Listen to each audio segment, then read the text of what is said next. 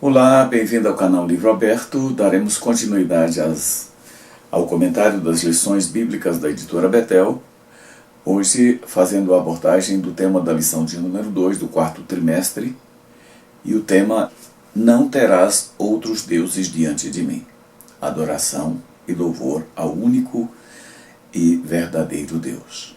O meu objetivo ao fazer esse comentário é destacar a importância do primeiro mandamento e o valor da observação desse mandamento para a nossa relação com Deus e com os demais irmãos com quem nós convivemos. Há uma certa tendência na igreja de ignorar aquilo que está no Velho Testamento. Mas, ao analisar a palavra de Deus, podemos perceber que nada do que está escrito nela é ultrapassado ou pode deixar de lado e ignorado simplesmente.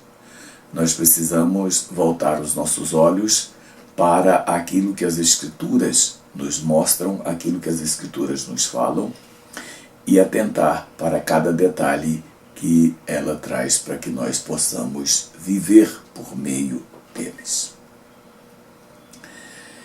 Eu diria que os 10 mandamentos, mais do que uma lista de regras de conduta para o povo judeu, na verdade, eles constituem um maior conjunto de orientações sobre o relacionamento do homem com Deus e do homem com o seu semelhante.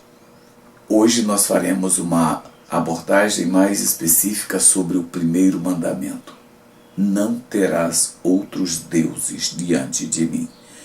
Esse mandamento, ele simplesmente estabelece a base da nossa fé e da nossa relação e dedicação a Deus. Então, é algo relevante e que nós precisamos estar atentos.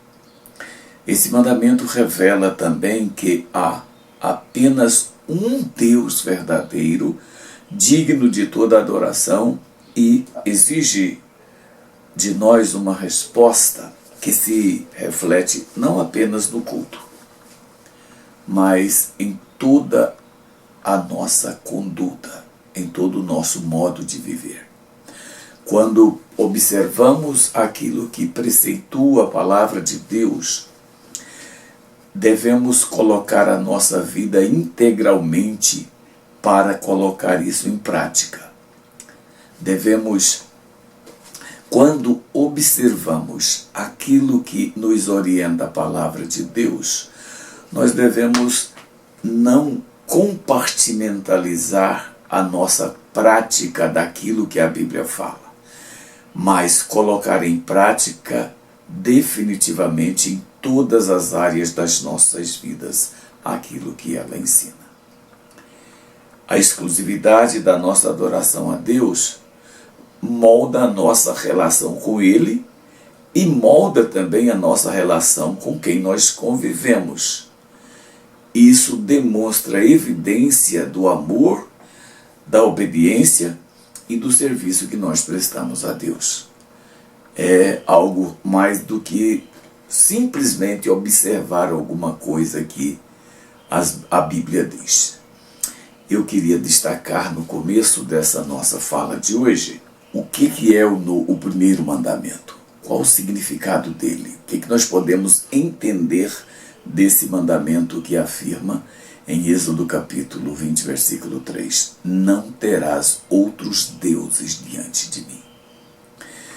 Veja que para compreender o primeiro mandamento é importante, porque é com base nele que nós vamos desenvolver a vida espiritual saudável, crendo no único Deus a quem devemos servir e do modo como devemos servir. É importante você refletir que conhecer a palavra de Deus é relevante. O profeta Oséias, no capítulo 4, versículo 6, ele diz assim: olha, o meu povo está sendo destruído porque lhe falta o conhecimento. Mas não é só isso o problema. Não é só essa consequência imediata e direta de ignorarmos a palavra de Deus e de não procurarmos conhecê-la com profundidade. Mas é pior do que isso, porque o profeta Oséias, ele afirma ao final desse texto o seguinte: visto que te esqueceste da lei do teu Deus, também eu me esquecerei dos teus filhos. Isso é muito mais grave do que simplesmente você ignorar um mandamento bíblico, você ignorar uma orientação que a palavra de Deus dá.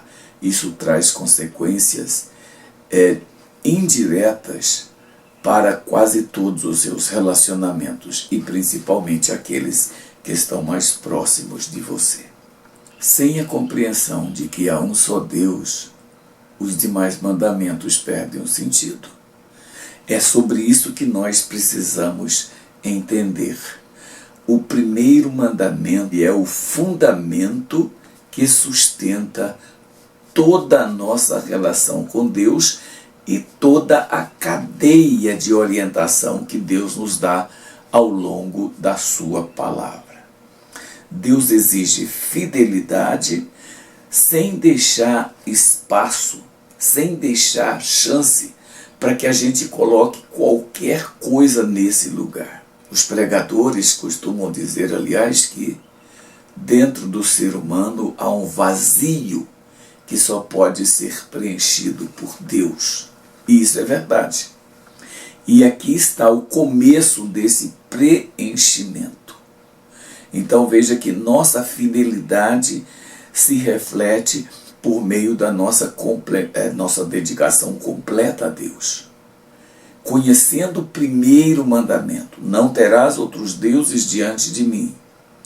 Colocando isso em prática, tudo aquilo que vamos fazer refletirá essa forma de encararmos a nossa relação com Deus. O conceito de Deus único lhe é central à fé bíblica.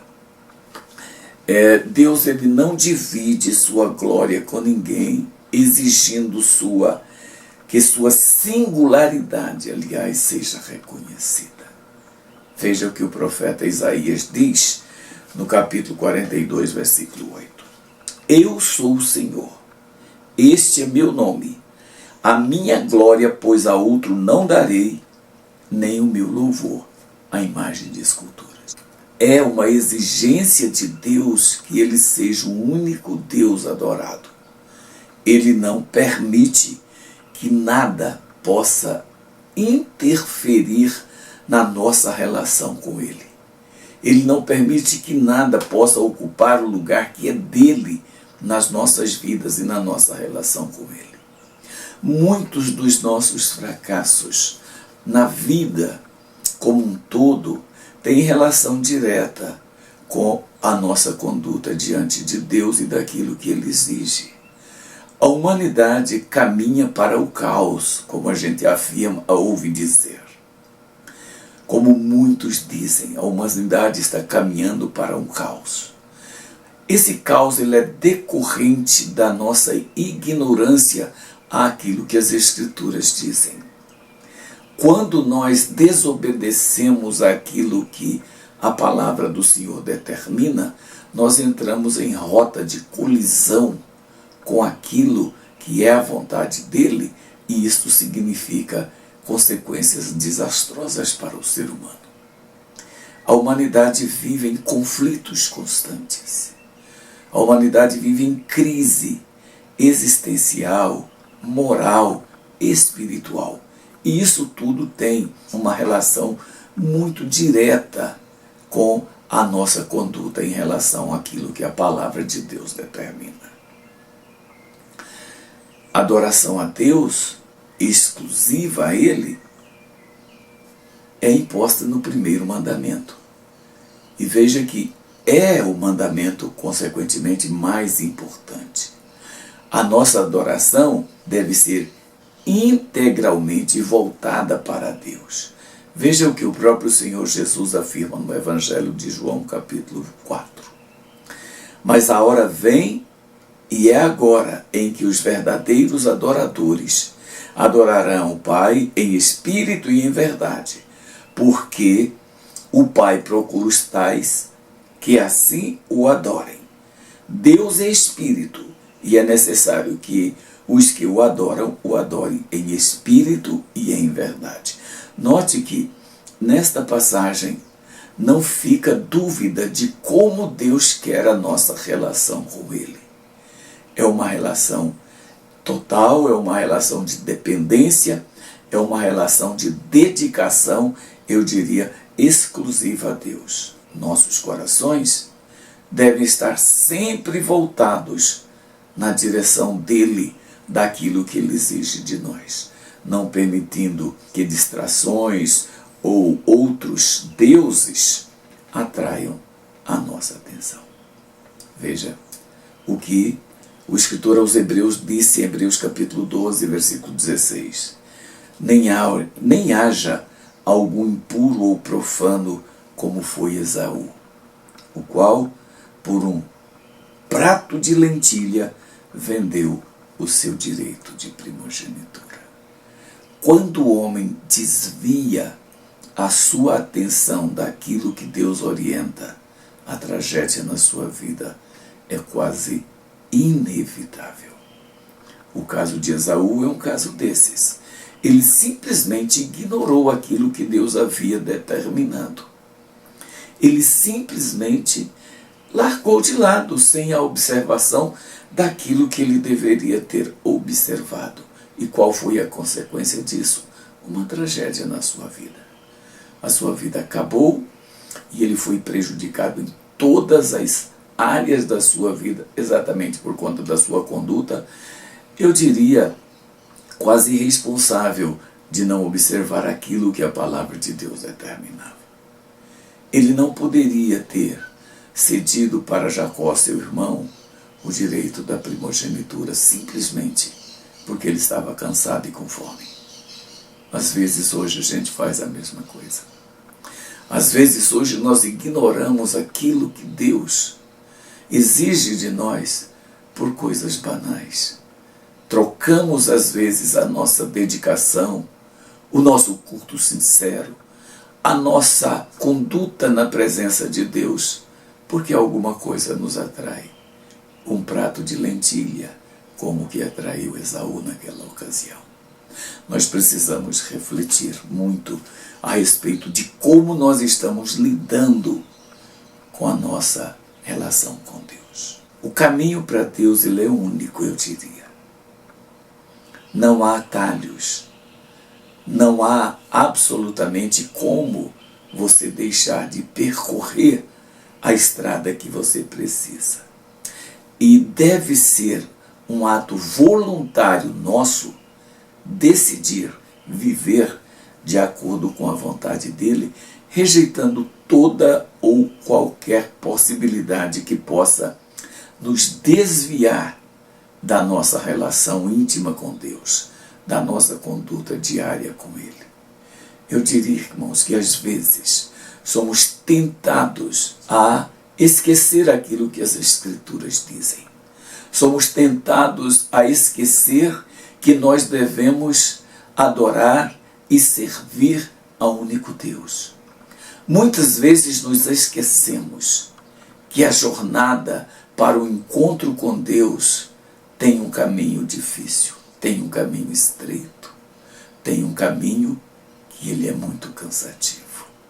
As Escrituras dizem, Jesus falando no Sermão da Montanha, ele afirma, e porque estreita é a porta e apertado o caminho que leva à vida, e poucos há que a encontrem. A nossa conduta diante de Deus deve ser marcada pelo nosso desejo natural, racional, de adorá-lo, de servi-lo e de nos conduzirmos de acordo com a sua vontade. Paulo, escrevendo aos Romanos, no capítulo 12, ele diz, Rogo-vos, pois, irmãos, que apresenteis os vossos corpos em sacrifício vivo, santo e agradável a Deus, que é o vosso culto racional. É isso que nós precisamos fazer. E na sequência, ele diz, não se conformando com o que o mundo quer. Sabe? Não aceitando aquilo que o mundo nos impõe.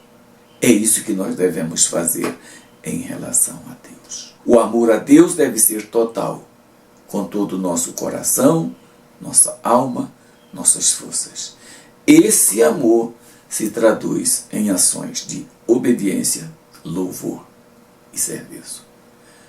Amados, como está a nossa conduta diante de Deus? Eu diria até mesmo no serviço que nós prestamos a Deus no culto, nas nossas reuniões. Com quais propósitos vamos aos nossos cultos? Seja o culto de oração, uma escola bíblica dominical, ou o culto no domingo à noite. Qual é a nossa proposta quando vamos para o culto? O que nós queremos fazer quando vamos ao culto? Há na palavra de Deus exigências claras de como nós devemos viver para Deus e na nossa relação com Ele. Deuteronômio, no capítulo 6, versículo 4, Moisés diz o seguinte: ouve, Israel, o Senhor nosso Deus é o único Senhor. Amarás, pois, o Senhor teu Deus de todo o teu coração e de toda a tua alma e de toda a tua força. Esse é o modelo, essa é a forma pela qual nós devemos servir de fato a Deus. De todo o coração, com toda a nossa intensidade, é isso que nós devemos fazer. Qual é a base disso? O primeiro mandamento. Então, por isso, é relevante que nós conheçamos, observemos e vivamos de acordo com os seus ensinamentos. Por ser quem Ele é, Deus nos leva a ter compromisso com Ele e respeitar sua presença. O cumprimento do primeiro mandamento evidencia isso. É dessa forma que devemos viver. Deus, Ele é soberano sobre todas as coisas. E nossa adoração deve ser nossa resposta ao seu poder, à sua majestade, reconhecendo que Ele está acima de tudo e de todos com quem nós nos relacionamos. É isso que nós precisamos observar. Viver na presença de Deus exige reverência contínua. Isso talvez seja algo que está faltando muito hoje na nossa conduta. Vamos prestar culto a Deus como quem vai fazer qualquer coisa. Vamos de qualquer jeito, nos apresentamos de qualquer jeito, não tem nenhum propósito claro de reverência, de respeito, de seriedade com aquele momento. Quantas vezes trocamos a nossa participação no culto por algo de só menos importância, sem observar que Deus nos exige que tudo aquilo que a gente faça esteja relacionado com a nossa adoração. Veja que essa exigência de reverência contínua envolve honrar a Deus em tudo o que nós fazemos, conscientes de que Ele está sempre presente. Veja o que Paulo disse aos Coríntios no capítulo 10, versículo 31. Portanto, quer comais, quer bebais, ou façais qualquer outra coisa, fazei tudo para a glória de Deus. Gente, comer e beber aqui é uma metáfora para a totalidade de tudo que nós fazemos. Se você trabalha, se você descansa, se você viaja, se você passeia, se você brinca, tudo que nós fazemos deve estar enquadrado nesse padrão de exigência de Deus aqui que Paulo nos mostra. Quer comais, quer bebais ou façais qualquer outra coisa, faça tudo para a glória de Deus. Nós devemos estar atentos para não substituir Deus por qualquer outra coisa nas nossas vidas. Veja o que Jesus disse no Sermão da Montanha, no capítulo 6, versículo 33 de Mateus. Buscai, pois, em primeiro lugar o reino de Deus e a sua justiça, e todas as coisas vos serão acrescentadas. Já partindo para a parte final desse vídeo, eu quero apenas dizer que nós podemos concluir que o primeiro mandamento não é apenas uma instrução entre tantas outras que a Bíblia tem, mas é o fundamento de nossa relação com Deus e com as demais pessoas. Ignorar o que esse mandamento determina, o que ele nos orienta, é você colocar todo o restante de sua conduta, quer com Deus, quer com as pessoas, sob o risco de você cometer falhas e falhas grosseiras. Então nós precisamos entender isso. Adorar a Deus exclusivamente significa viver completamente dedicado a Ele, obedecendo e servindo de todo o coração. O salmista expressa esse sentimento nas seguintes palavras do Salmo 120, versículo 2. Servi ao Senhor com alegria, apresentai-vos a Ele com cântico. A nossa conduta, a nossa maneira de servir a Deus deve ser algo que evidencie o nosso prazer, o nosso desejo de estar sempre mais e mais próximo, estar sempre mais e mais unido a Ele, e não simplesmente de saber que Ele é um Deus, de saber que Ele é superior.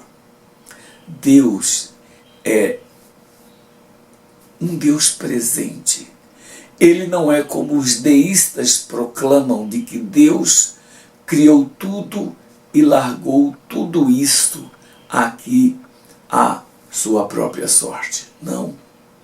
Deus não é um Deus simplesmente transcendente, Ele é imanente também. Ele está conosco, Ele convive conosco. Embora Ele esteja habitando regiões, eu diria, inacessíveis, mas Ele cuida de nós em cada detalhe. Ele está presente aqui. Ele se manifesta nas nossas dificuldades, nas nossas lutas particulares, nos nossos desejos muitas vezes. E Ele é tão bom que às vezes aquilo que a gente quer, mas que não nos será benéfico, Ele nem sequer permite que a gente tenha. Então é interessante que nós saibamos lidar com esse servir a Deus. E não apenas buscar recompensas. E não apenas buscar aquilo que poderia nos trazer algum tipo de benefício ou algum capricho nosso que nós queremos ter diante de Deus. Eu diria que o Espírito Santo é o agente dele aqui, que nos capacita a cumprir tudo o que a palavra de Deus determina. Porque Ele está sempre nos orientando. Veja o que Paulo disse aos Gálatas do capítulo 5, versículo 16. Andai no Espírito, e jamais satisfareis a concupiscência da carne. A concupiscência é uma propensão que cada um de nós tem de se afastar de Deus, de transgredir a vontade de Deus. Ser concupiscente é ter a propensão para o pecado. Isso é natural. O pecado, eu diria, após o Éden, ele se tornou genético. Não há como você se livrar dele. Não tem como você evitar as consequências, os males que o pecado traz para a sua vida. como você pode, portanto, evitar esse dano que é terrível na sua vida, andando de acordo com a orientação que o Espírito Santo nos dá. É Ele quem nos orienta. É Ele que é o nosso amigo, nosso companheiro. Se está havendo alguma dificuldade na nossa relação com Deus, na nossa conduta diante de Deus, o que nós precisamos fazer? Nós precisamos nos aproximar mais desse amigo, desse companheiro que nos orienta, que é o Espírito Santo. Então, veja que onde vai nos levar a observância do primeiro mandamento? A uma vida de mais intimidade com o Espírito Santo. É isso que nós precisamos fazer. E eu quero realmente encerrar esse vídeo de hoje falando sobre algumas aplicações que eu gostaria que você observasse a respeito desse assunto que nós comentamos. A primeira dessas aplicações é a seguinte: reconheça a soberania de Deus em todas as áreas da sua vida, colocando-o em primeiro lugar em tudo. Aqui não pode ser apenas um discurso vazio. Aqui não pode ser apenas algo que você, como dizem, coloca da boca para fora. Se você diz que adora a Deus, que serve a Deus, então essa adoração e esse serviço deve ser evidenciado em todas as atitudes que você toma, tudo aquilo que você faz. Colocar Deus acima de todas as outras áreas das nossas vidas é nunca preteri-lo, é nunca deixá-lo de lado, é nunca aceitar que nada ocupe nas nossas vidas o lugar que é dele. É isso que significa você reconhecer a soberania de Deus. Ser soberano é ter predomínio, é poder fazer aquilo que Ele quer em qualquer área das nossas vidas.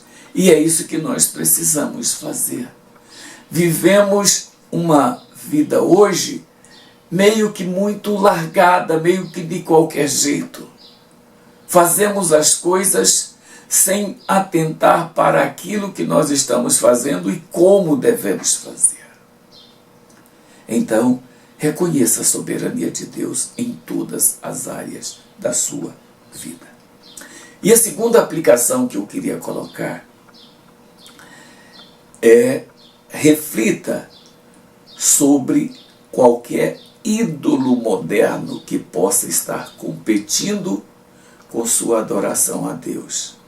Tome a decisão de retirá-lo do lugar. Sabe, irmãos, idolatria é um pecado que sempre foi muito condenado por Deus. Uma das mais repetidas orientações ao povo de Deus ao longo da história é sobre o perigo da idolatria. E a idolatria é algo muito sutil. Nem sempre a idolatria de que a Bíblia fala está relacionada a uma divindade propriamente.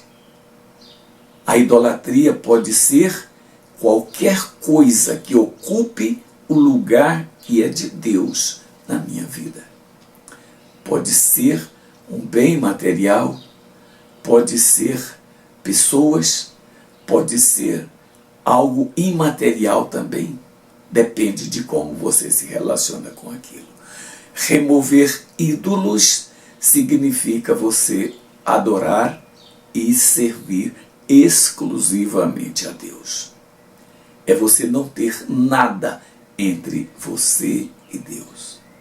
Por isso, o primeiro mandamento afirma: não terás outros deuses, porque tudo aquilo que interpõe entre nós e Deus é um ídolo. É algo que vai impedir a nossa aproximação de Deus, como devemos de fato nos aproximar. A terceira aplicação que eu gostaria de falar é a seguinte: Fortaleça sua dedicação a Deus, desenvolvendo o hábito de orar sempre e estudar as Escrituras. Nós precisamos fazer isso. Busque conhecer Deus, conhecer a sua palavra profundamente.